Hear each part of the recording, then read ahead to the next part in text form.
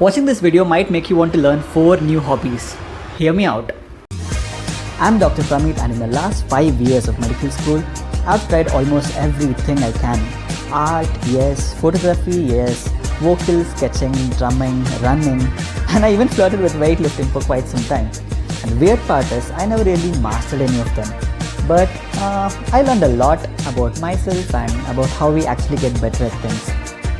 I'm not some productivity guru or a hyper-disciplined genius, but I'm just a curious brain who gets obsessed with stuff, gives it a shot, and see how far it goes.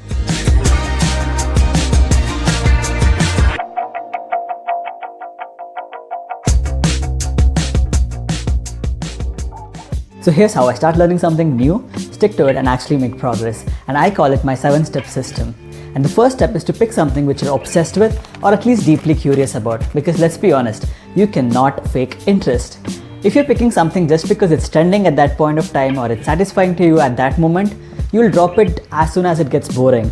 So the key here is to pick something which you're passionate about. And when I say passion, it's not just feeling good, it's also this feeling which motivates you to improve in that particular hobby or skill. So when I first got a chance to play my drum kit, I was just blown away. How can an instrument be that beautiful and that gorgeous? And trust me, I've played other instruments, I've tried it, I've tried the guitars, I've tried the violin, but nothing fascinated me more than the drum kit, and I was just obsessed with it. And that's when I decided I have to learn more about the skills and slowly make progress, and that brings us to our next step. Give it a fair chance. A lot of us kill our curiosity too soon. We try something out once and then we feel bad because we suck at it and then never try it again. You don't ghost your hobbies after one awkward date. Try it a few more times, try to let it express itself, and maybe you start feeling good about it and then actually start liking it. For instance, when I started out drums, I was never able to control my left hand. So I had to sit with my left hand for a few more weeks, and that's when I actually started playing drums effortlessly and I started loving the process of learning it more and more. Even though I was a beginner drummer, I was so passionate, I was just not able to stop learning it. And that's how I progressed, and that was only happening because I gave it some time to express itself and to actually learn how the art works. Once you've built enough passion and started taking this skill seriously, that brings us to our next step. Assess where you stand. Try to be honest and not judgmental about yourself. Think of your skill set like a checklist. What can I already do? What can I improve about myself? And how can I learn a new skill as efficient as possible?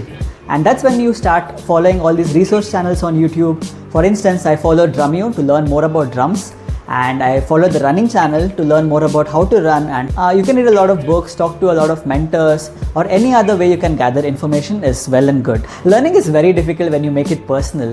Don't try to attach shame to whatever you're doing. Just tell yourself that this is where I am right now and I'm gonna improve after a few months, and that is totally fine.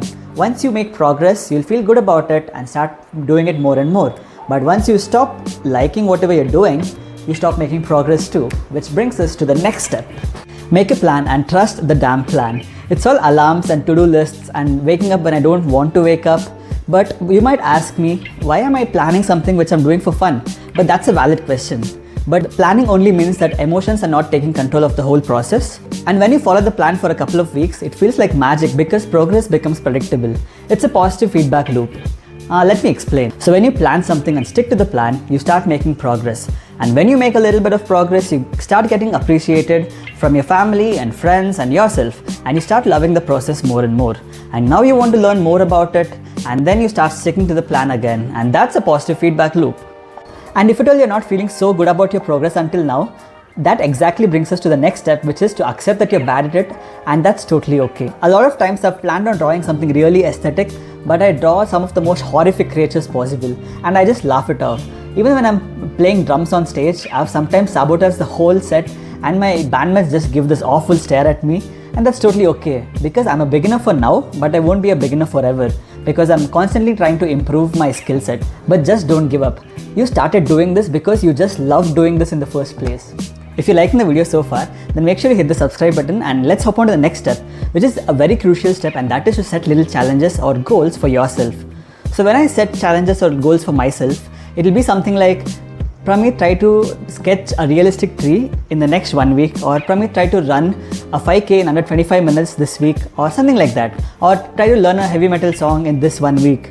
So when I set such small challenges for myself, it's not just about success, it's also about making progress. It keeps us in track of whatever we're planning to achieve and let us not derail from it. This is also where you make this hobby your whole identity. So I might be an intermediate runner, but I call myself a runner, and that makes me motivated to be a better runner. So if I call myself a drummer instead of I'm just trying to learn drums, I feel more confident and I feel more driven towards achieving whatever I have to achieve, because now people think that I'm a drummer and now I have to keep up to the standards. The last step, and one of the most trickiest steps, is to stay consistent even when it's boring. This is where you feel like quitting, but the boring middle part, that's where you actually grow. It means that the excitement is gone and the habit is kicking in. I don't want to sound too cliche and sound like any other productivity expert, but setting systems, not goals, is the key here, and a lot of people have spoken about it. I'll try to make a video on how I inculcate it in my practice and how that has worked for me in the coming videos. So, what has worked for me and what has not worked for me. I don't try to do all of my hobbies every day. Some weeks I just run, some weeks I just sketch, some weeks I don't do anything at all, and that is totally fine. I rotate based on energy and mood, but I don't drop the identity. Sometimes our life gets busy and our hobbies go into the background, and that's completely normal. But you just stay in touch so that you can bring it back whenever you need it to. I still think of myself as an artist even if I haven't sketched anything for over a year. If you like such kind of videos, I've got more experiments coming up, talking about study techniques, trial and errors, and how do I handle multiple passions without burning out, and more such stuff. So try to hang out and let's see you in the next video.